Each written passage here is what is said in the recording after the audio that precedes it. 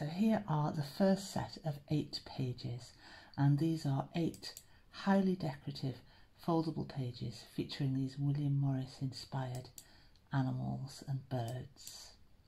I'm printing everything on 120 gram paper, all the pages on 120 gram paper.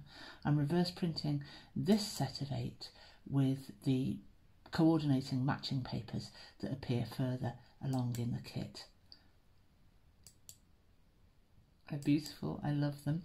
And then here are the next set of 8 papers, and these I've reverse printed with themselves. So I've printed all 8 out, mixed them up, popped them back through the printer and reverse printed them with themselves.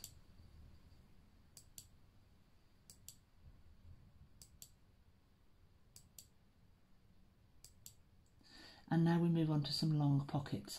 All of my pockets I'm printing on 160 gram paper. I wanted something a little heavier, but not too heavy. And pockets I don't need to reverse print because they're not going to be seen on the reverse. There's some beautiful, beautiful shaped pockets to hold some of our many, many tags. We've got a lot of tags. This I've printed on 160 as well, even though I've got a couple of little tags here. But I have reverse printed this one with the writing paper page that you'll see further in the kit. This one I'm going on 250 gram because it's a freestanding circle pocket with this hidden pocket here and some lovely tags to go inside. I've reverse printed this one because I want the writing space on the back.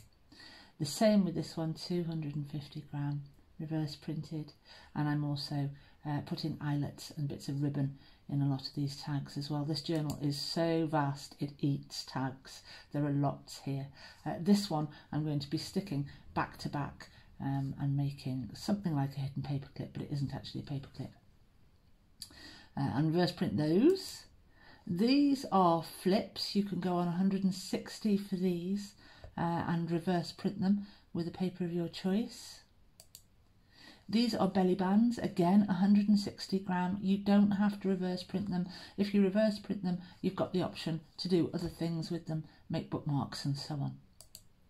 And here we move on to the coordinating backing papers. There is a range of paler backing papers for writing on, some that are more decorative.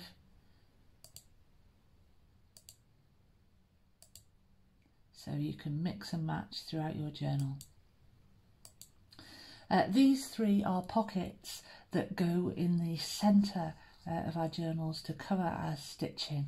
So when you're cutting this out, go for 160, reverse print it, and then just slice off this edge on the left here, leave all of this intact. And we've got 3 of those.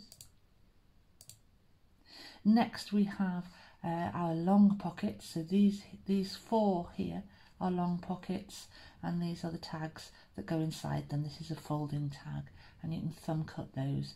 So I would go 250 on those because you've got these little tags, and reverse print it with a paper of your choice.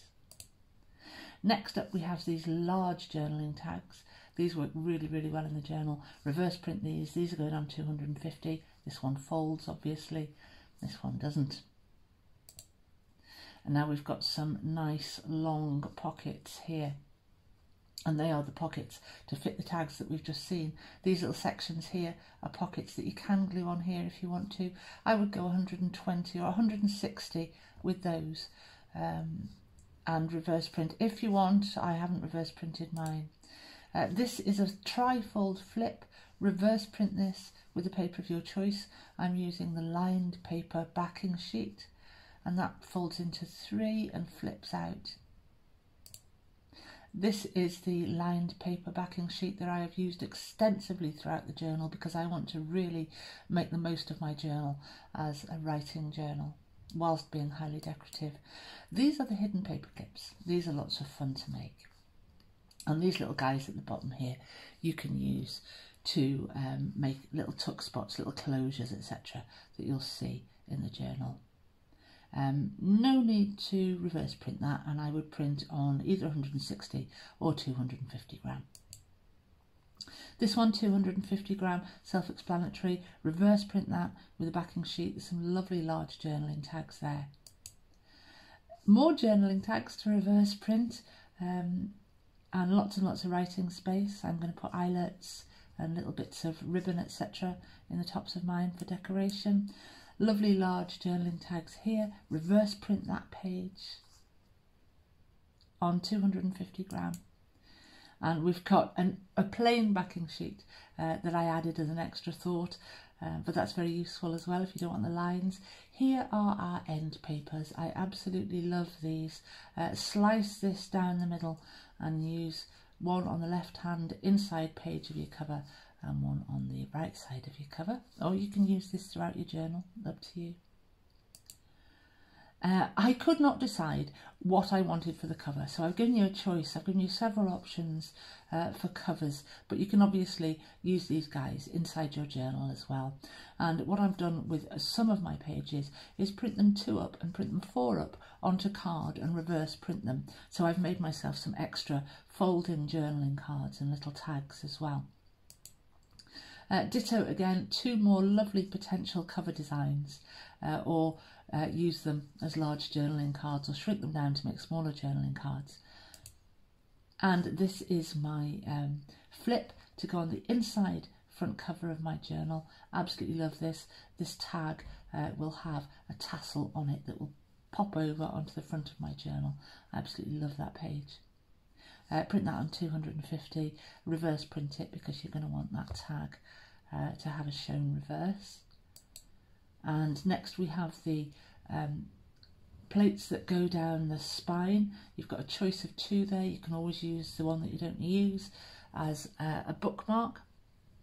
They are 2 inches or 5 centimetres wide. That's how wide I made my journal. Then you've got a little plate for your journal if you want to pop a plate on the front, and some extra journaling cards. So 250 for those. And reverse printed if you want to make use of these tags here. And finally we have the cover. This is what I chose for my front cover on the left here.